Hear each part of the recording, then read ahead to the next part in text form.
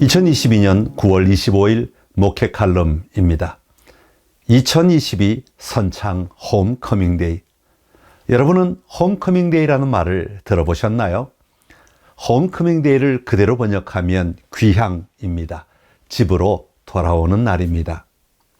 원래 홈커밍데이의 유래는 이렇습니다. 미국에서는 고등학교를 졸업한 지 30년이 되는 해에 자녀와 가족을 동반하여 학교를 다시 방문하는 날이었습니다. 그래서 동창회라는 의미도 있지만 졸업한 학생들이 30년 동안 살아온 이야기를 나누며 기뻐하는 날로 삼았습니다. 그래서 많은 학교에서 홈커밍데이를 준비해서 졸업한 지 30년 되는 해를 맞는 동문을 초대하여 잔치를 벌이는 날입니다. 30년의 세월을 뒤로하고 오랜만에 만난 친구들이 옛날 이야기를 하며 웃음꽃을 피우는 날입니다. 이런 의미를 담아 이제는 다양한 곳에서 다양한 이유로 홈커밍데이를 정하고 만남과 기쁨 그리고 격려의 날로 사용하고 있습니다.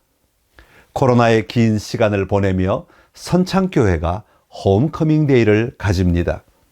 선창교회가 준비하는 2022 선창 홈커밍데이는 두 가지 중요한 의미를 담았습니다.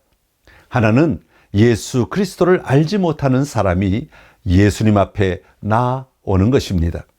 하나님의 품에 안기는 날입니다. 복음을 듣지 못한 사람이 복음을 듣고 그 복음에 반응하는 날입니다. 교회는 소식을 전하는 곳입니다. 어떤 소식입니까? 좋은 소식. 세상이 들은 소식 가운데 가장 좋은 소식, 최고의 소식을 전하는 곳입니다. 좋은 소식, 최고의 소식은 단순히 나는 괜찮다, 하나님은 사랑이시다, 예수님은 내 친구야, 나는 올바르게 살아야 한다, 이런 정도의 것이 아닙니다. 예수님이 우리에게 가져다 주신 좋은 소식은 죄와 허물로 죽은 우리가 다시 살아난다는 소식입니다. 예수님의 십자가가 우리를 죄와 허물로부터 살려주셨다는 소식입니다. 복음을 듣고 그 복음을 나의 것으로 받아들이는 자는 생명을 얻는다는 소식이 좋은 소식입니다. 그렇다면 이런 복음이 필요한 자들이 어떻게 이 복음을 들을 수 있습니까?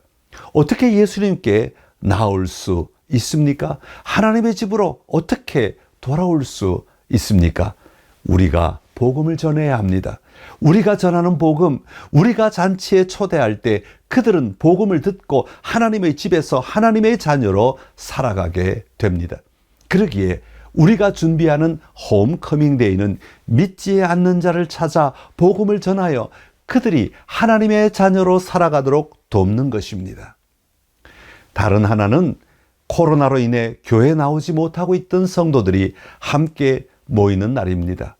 코로나의 긴 시간 속에서 여러 가지 이유로 하나님 앞에 나오지 못하고 있는 성도들을 초대하는 날입니다. 함께 모여 선창의 가족으로서 기쁨과 감사를 고백하며 나아가는 날입니다. 교회에 나오지 못하고 있는 성도들이 처한 상황은 여러 가지입니다.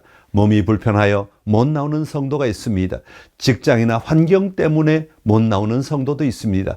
오랜 시간 교회에 나오지 못했는데 아무도 끌어주는 사람이 없어 또는 맞이해 주는 사람이 없어 어색하기 때문에 못 나오는 사람도 있습니다. 코로나로 인해서 얼굴을 보지 못하고 전화로 연락을 하면서 생기는 오해 때문에 나오지 못하는 성도도 있습니다.